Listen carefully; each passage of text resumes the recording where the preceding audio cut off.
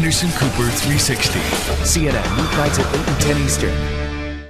We begin tonight keeping them honest with thousands of people whose names we'll never know and one fallen man whose name we do. They are the tens of thousands of ordinary Syrians who stood up today, as they have for months now, against the regime that has arrested, tortured, and killed many of them.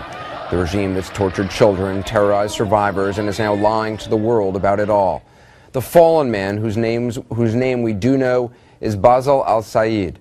Before the demonstrations, before the bloodshed, he was a carpenter.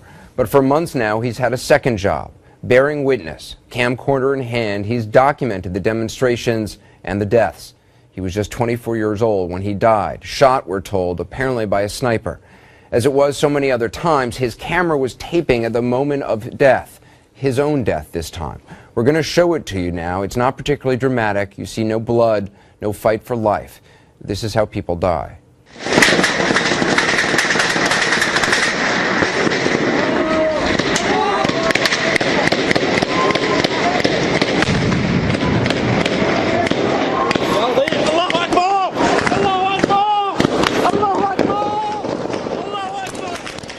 If you've not been in war and what you know of death is from movies, you might think that death is more dramatic than it often is.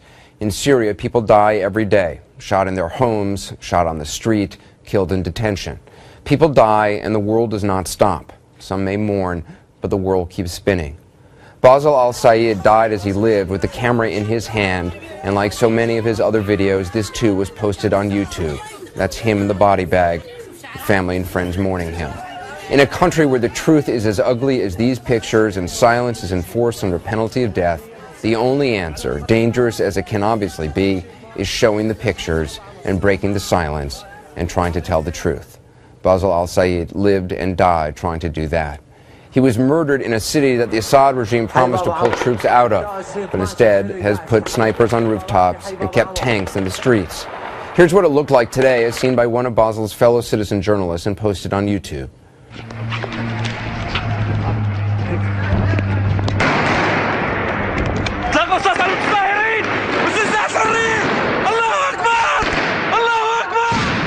Opposition members say at least 35 people lost their lives today in demonstrations across Syria. The rallies are being called the crawl to Freedom Square because of all the sniper fire. That was Homs. This is what happened to protesters in a town farther to the east.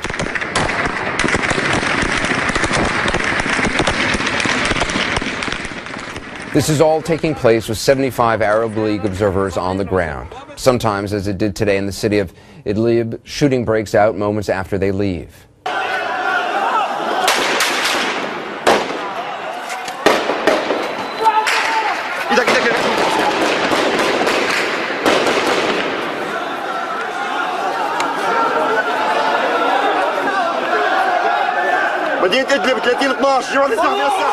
Sometimes the shooting takes place right in front of the observers, one of whom, by the way, has become the focus of protests today.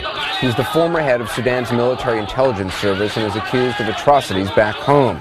The observers, you'll recall, were sent in to monitor promises by the Assad regime to pull forces out of populated areas, release political prisoners. Instead, as we all saw in the days before the delegation arrived, the military stepped up to its assault on places like Baba Amir. And now opposition members tell the New York Times that the regime has started dressing troops as policemen to give the appearance of keeping its word, while continuing to target ordinary Syrians for extraordinary brutality. This is new video of security forces roughing up a woman in the town of Dara.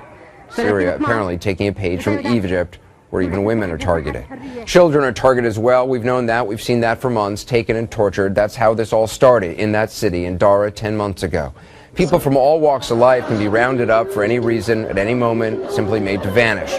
Whether it's in the trunk of a car or the back of a van. It doesn't matter to the regime. They do it, and then they lie about it.